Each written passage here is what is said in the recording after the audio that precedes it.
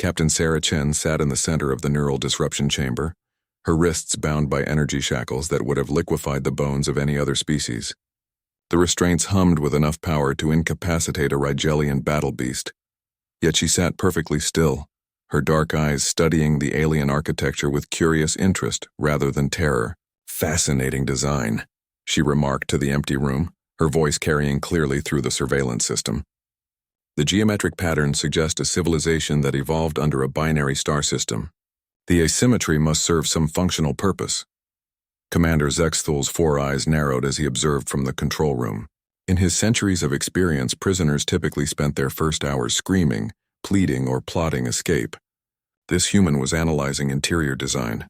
The first wave of psychic torture began, a barrage of fear-inducing neural frequencies that had reduced Krillian berserkers to catatonic wrecks. Sarah's vitals spiked momentarily, then stabilized. She tilted her head thoughtfully. "Interesting frequency modulation," she said. "Are you targeting the amygdala directly, or working through the hippocampus? I wrote my dissertation on xenopsychology. Your technique is quite sophisticated." Zextul's tentacles writhed in frustration. He tripled the intensity. The human grimaced, sweat beading on her forehead, but she continued speaking as if discussing the weather.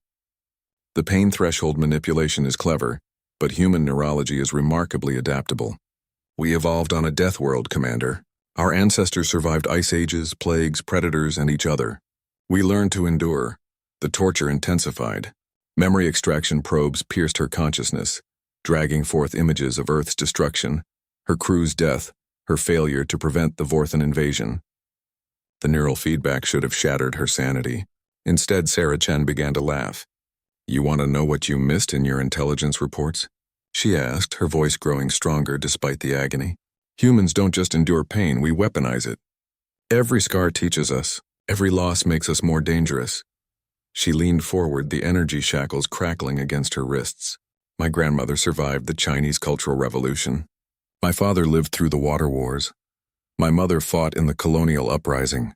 They didn't just tell me their stories, Commander. They made sure I felt their strength in my bones."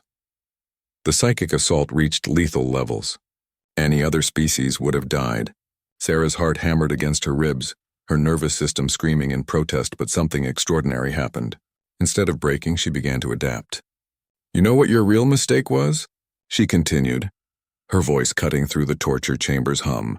"You studied our technology, our weapons, our tactics, but you never understood what makes us human." In the control room, Zextul watched his instruments with growing alarm. The human's brain patterns weren't collapsing, they were reorganizing. Neural pathways were forming new connections in real time, turning pain into fuel, trauma into armor. "We're not the strongest species," Sarah said, standing despite the restraints. "We're not the smartest or the fastest, but we're the only ones who look at the impossible and say, 'Watch me.'" The shackles began to crack, not from external force, but from the sheer electromagnetic chaos of Sarah's supercharged nervous system. Her pain had become a weapon, her suffering a tool. "Your empire conquered 47 worlds," she continued, stepping toward the observation window.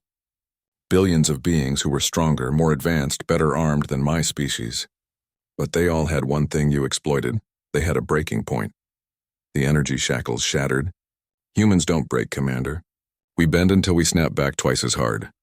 The reinforced plasteel wall cracked under her bare hands. Impossible, the scientists would later claim. No biological organism could generate such force. But they hadn't accounted for what pain could forge in the human spirit. Sarah Chen walked through the facility like an avatar of vengeance. Fourth-hand guards tried to stop her, their neural disruptors useless against a mind that had learned to feast on agony. Security barriers designed to contain energy beings proved inadequate against someone who had transformed suffering into strength. In the command center, she found the communication array. "This is Captain Sarah Chen of the destroyed Earth vessel Defiance," she broadcast across all Imperial frequencies. "You tried to break me.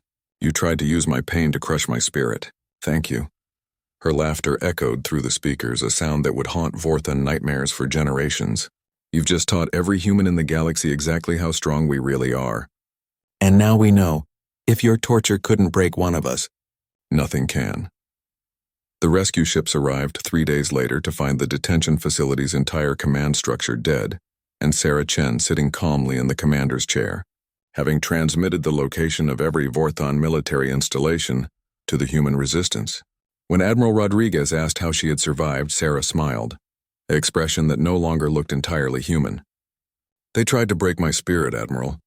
Instead, they forged something new, something harder." She stood, her eyes reflecting depths that hadn't been there before. "And now it's time to show the galaxy what happens when you try to break a human and fail." The war that followed would be remembered as the day the galaxy learned why Earth's children called themselves the species that refused to surrender. The Vorthon Empire had sought to create broken slaves. Instead, they had forged the galaxy's fiercest warrior,